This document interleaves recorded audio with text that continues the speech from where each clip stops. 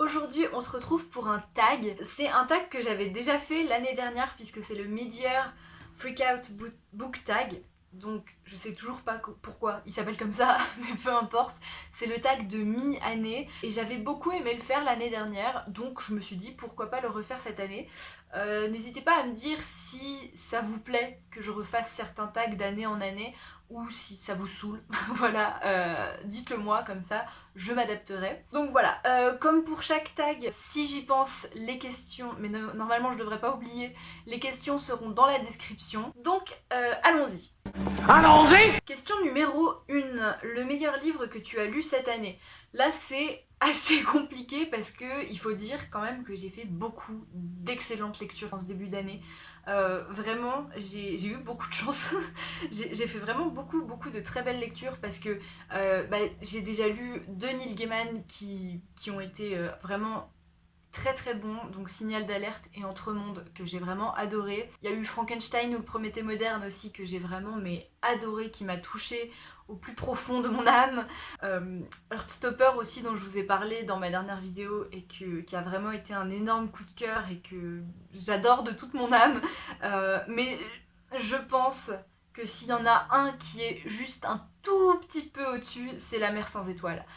Ça a vraiment été une découverte incroyable et je crois que je vous en avais parlé, mais en le lisant, j'avais l'impression que ce livre avait été écrit pour me plaire parce qu'il y avait tous les éléments que j'aimais et c'était bien fait, c'était beau, j'ai adoré comment c'était construit, vraiment j'ai tout adoré dans ce livre et voilà, si je devais en prendre un qui est juste un tout petit peu au-dessus des autres, ça serait celui-là je pense, mais il faut pas oublier les autres que j'ai vraiment énormément aimé aussi. Bref, question numéro 2, la meilleure suite que tu aies lue cette année. Alors, là je pense qu'il n'y a aucun débat possible, la meilleure suite que j'ai lue cette année c'est Le Retour du Roi, donc le troisième et dernier tome du Seigneur des Anneaux, qui a été trop bien. J'ai été très surprise et très contente que le livre aille beaucoup plus loin que le film et j'ai été vraiment ravie de découvrir toutes ces choses que je connaissais pas du tout dans le livre, donc voilà, ça a vraiment été une très belle suite. Donc voilà, je pense que en plus la seule autre suite que j'ai lue cette année c'est Twilight, donc il n'y a pas de débat entre les deux quoi. Question numéro 3, la nouvelle sortie que tu veux lire. Alors, dans les nouvelles sorties qui sont déjà sorties cette année, il y a Les Oiseaux du Temps, dont je vous ai parlé il n'y a pas longtemps et que j'ai acheté tout récemment, qui me fait vraiment très envie. Il est sorti début juin, je crois. Et sinon, il y en a un que j'ai pas encore acheté, c'est La vie invisible d'Adi Larue. Alors, depuis que ce livre est sorti en anglais et que j'en entends parler sur Booktube, je n'attends qu'une chose, c'est qu'il soit traduit en français. Et ça y est, il est sorti en France et j'ai trop hâte de le découvrir. D'un côté, j'ai un petit peu peur d'être déçue parce que j'en attends beaucoup, mais il a l'air vraiment trop bien ce livre. Et du coup, bah voilà, j'ai qu'une envie, c'est de l'acheter et de le lire. Question numéro 4, la prochaine sortie que tu attends. Alors, je vais me répéter un peu, mais je suis jamais vraiment très au courant des sorties à l'avance. En général, soit j'attends un livre, mais je me rends compte qu'il est sorti bien après qu'il soit sorti, soit je suis juste pas du tout au courant. Donc je saurais pas vous dire, mais Benjamin Alirsaenz, donc l'auteur de Aristote et Dante découvrent les secrets de l'univers, a dit qu'il allait sortir une suite, donc en septembre. Donc on peut dire que j'attends cette suite, mais ça va sortir en septembre en anglais. Donc moi, je vais devoir attendre encore plus pour que ça sorte en français. Je sais pas du tout encore si ça va être traduit ou quoi en plus, mais voilà. Si on peut dire que j'attends une sortie, c'est celle-là. J'espère vraiment qu'il sera traduit en français après parce que Aristote et Dante, c'est vraiment un livre que j'adore et voilà, j'ai très envie de lire la suite quand il y en aura une. Question numéro 5, ta plus grosse déception littéraire de cette année. Alors, des grosses déceptions littéraires, il y en a deux. Il y a d'abord Le Chant d'Achille dont je vous ai parlé dans mon dernier point lecture. C'était pas un mauvais bouquin, mais j'avais beaucoup trop d'attentes et je l'ai pas autant apprécié que la plupart des gens en fait.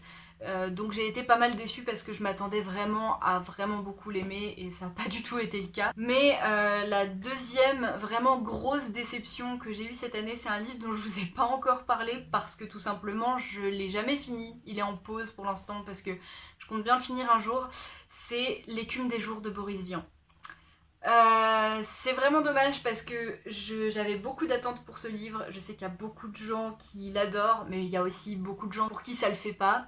Et je crois que j'en fais partie. Au début, j'étais bien partie dans ce livre, il y avait beaucoup de choses qui me plaisaient, mais plus j'avançais et moins j'étais dedans, et plus je décrochais et moins ça m'intéressait, au point que j'avançais plus du tout et je l'ai plus ou moins abandonné. Je l'ai pas abandonné parce que je compte vraiment le finir un jour, j'en suis à peu près peut-être à la moitié ou un peu avant.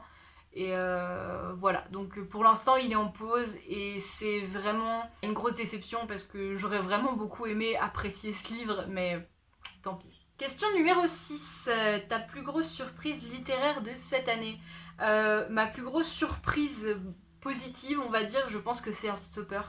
Parce que il y a beaucoup de livres que j'ai vraiment beaucoup aimés, mais la plupart je m'attendais vraiment à beaucoup les aimer. Et Heartstopper, je m'attendais à aimer ça, mais on m'avait tellement dit que c'était très simple et qu'il se passait pas grand chose que je m'attendais pas du tout à ça. En fait, il se passe plein de choses, on aborde plein de sujets importants, les personnages sont incroyables. Enfin, vraiment, je m'attendais à quelque chose de beaucoup plus simple et beaucoup plus classique, je sais pas comment dire ça. Et vraiment, j'ai été très surprise et j'ai adoré Heartstopper. Je me répète, mais Heartstopper, c'est la base. Donc voilà, une très très belle surprise cette année. Question numéro 7. Ton nouveau crush dans un livre cette année. Alors, je vous en avais déjà parlé, mais moi j'ai rarement des crushs dans les livres. Ça m'arrive vraiment très très très rarement. Mais par contre, je pense que je peux vraiment dire que j'ai un énorme crush sur elle de Heartstopper. Parce que j'adore ce personnage, je suis amoureuse d'elle, vraiment je l'adore, mais je l'adore en mode si j'étais lycéenne en fait, parce que je m'intéresse pas aux lycéennes, hein. Je suis adulte, merci, mais je pense que vous voyez ce que je veux dire. Et sinon, je sais pas si on peut vraiment qualifier ça de crush, mais j'adore Elisabeth en fait de Frankenstein, mais enfin, pour elle-même, pour ce qu'elle est, mais je pense que si je l'aime autant, c'est par rapport à la manière dont elle est décrite par le docteur Frankenstein, la manière dont elle est vue par lui, ça a fait que j'ai vraiment... Oui, on peut dire, je pense que j'ai un crush sur elle, mais c'est assez compliqué à décrire, donc voilà. Ensuite, ton nouveau perso préféré cette année. Alors, il y en a plein, parce que j'ai rencontré plein de merveilleux personnages cette année, notamment Anne, de Anne de Green Gables, qui est juste un petit rayon de lumière. Vraiment, je l'adore, elle est trop chouette, et c'est un personnage vraiment trop trop cool. Ensuite, il y a Zachary et Dorian de La Mer sans étoiles, que j'aime d'amour, hein. Je suis vraiment très très attachée à eux, forcément c'est un de mes livres préférés maintenant, et voilà, ces deux personnages, je les adore. Il y a beaucoup d'autres personnages qui sont très cool dans La Mer sans étoiles, mais eux ils sont au-dessus.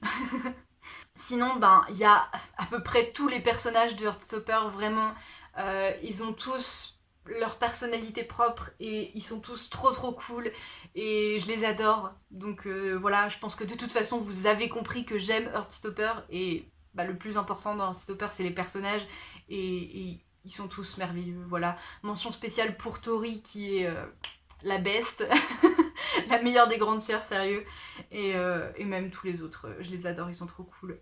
Et sinon, il y a Jo de Entremonde aussi. J'ai beaucoup aimé Entremonde et je pense que le perso que j'ai le plus aimé dedans, c'est Jo. Elle est trop cool et malheureusement, elle n'est pas non plus très très développée parce que le bouquin est assez court.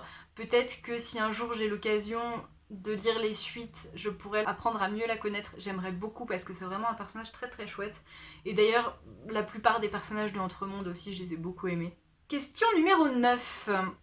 Le livre qui t'a fait pleurer cette année. Alors, cette année j'ai beaucoup pleuré, mais vraiment beaucoup. Je vous le dis, j'ai eu beaucoup de bonnes lectures, et en général, quand j'adore à ce point des lectures, c'est que j'ai pleuré à un moment ou un autre. J'ai vraiment beaucoup pleuré, mais je pense que celui qui a la palme pour m'avoir fait pleurer, c'est vraiment La Rencontre. Encore une fois, je vous en ai parlé dans mon dernier point lecture. Et ce livre, je l'avais déjà lu quand j'étais petite. Je sais pas si j'ai autant pleuré à l'époque, parce que j'étais trop petite pour m'en souvenir, c'était il y a vraiment longtemps. Mais je crois que j'ai jamais pleuré comme ça devant un bouquin. Vraiment, c'était ouf. J'ai adoré ce bouquin de toute façon. Et si je l'ai pas mis dans mes meilleures lectures de cette année, c'est parce que c'est une relecture, je l'avais déjà lu une fois.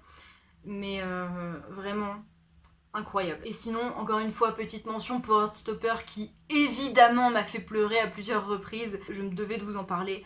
Mais sinon voilà, il y a vraiment beaucoup de bouquins qui m'ont fait pleurer cette année, donc on va pas commencer à faire une liste. Question numéro 10, le livre qui t'a rendue heureuse cette année. Et là je pense que c'est assez évident de mentionner Anne de Green Gables, parce que c'est que du bonheur en fait. On suit cette gamine qui vit sa vie. Certes, il y a des moments parfois un petit peu difficiles, parfois elle fait des bêtises, parfois elle se fait gronder, parfois elle se fait accuser à tort de certaines choses. Voilà, mais dans l'ensemble, c'est que du bonheur. Donc voilà, je pense qu'on peut dire que ce livre m'a vraiment rendue heureuse. Et encore une fois, j'ai envie de faire une petite mention pour Heartstopper, je peux pas m'en empêcher. Mais voilà, là c'était moins sur toute la longueur, parce qu'il y a vraiment des moments difficiles dans Heartstopper. Mais je peux dire que c'est un bouquin qui m'a rendue heureuse vraiment. Question numéro 11, le plus beau livre que tu aies acheté ou reçu cette année.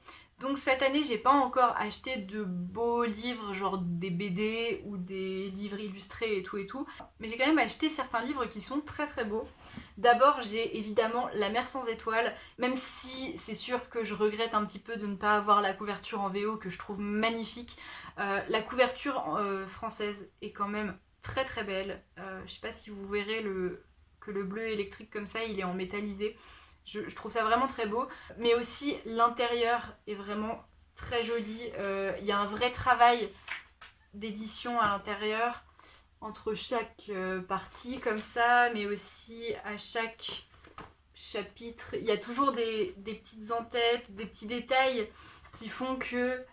Voilà, c'est vraiment un livre très beau. Bon, ce qui est dommage, c'est que comme les pages sont vraiment très fines, on voit à travers, mais vous voyez, il y a plein de petits détails comme ça tout au long du livre, et je le trouve vraiment très beau. Et sinon, évidemment, en parlant de livres beaux, il y a les deux Anne, que je trouve vraiment magnifiques. Donc c'est la nouvelle édition chez Monsieur Toussaint l'ouverture. J'aime énormément les deux.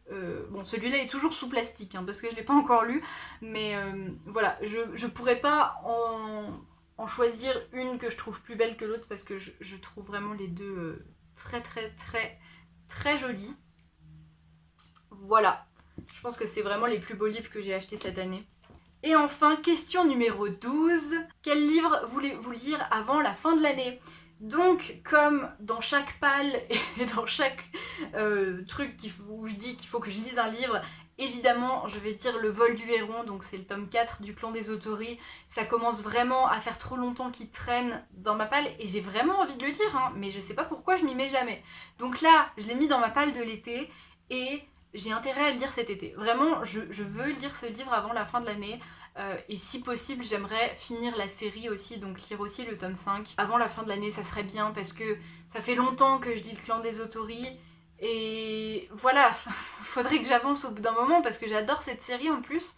Mais je m'y mets jamais, allez savoir pourquoi. Sinon, dans la même veine, il y a Le Prieuré de l'Oranger que j'ai vraiment très envie de lire. Parce que, voilà, encore une fois, ça fait longtemps qu'il traîne, et je sais pas pourquoi, parce que vraiment, il me fait trop envie, il a l'air trop bien ce livre. Et jamais je l'ouvre. Pourquoi ? Je sais pas. Encore une fois, il est dans ma palle de l'été. Normalement, il devrait passer à la casserole assez vite. Mais voilà, faut que je me bouge. Et sinon, eh bien, évidemment, j'ai très envie de lire d'autres Neil Gaiman, d'autant que maintenant, j'en ai plein. Je les ai presque tous. Donc voilà, ils font partie des livres qui me font le plus envie et que j'ai le plus envie de lire rapidement. Donc voilà, forcément, j'ai envie de lire plus de Neil Gaiman parce que j'adore cet auteur. On le saura, j'en parle tout le temps. Bref, j'ai terminé ce petit tag. Encore une fois, n'hésitez pas à me dire si ça vous a plu ou si vous trouvez ça redondant que je refasse le même tag d'année en année. Voilà, vraiment donnez-moi votre avis. Et puis, et ben voilà, en attendant la prochaine vidéo, je vous souhaite de très belles lectures. Bye!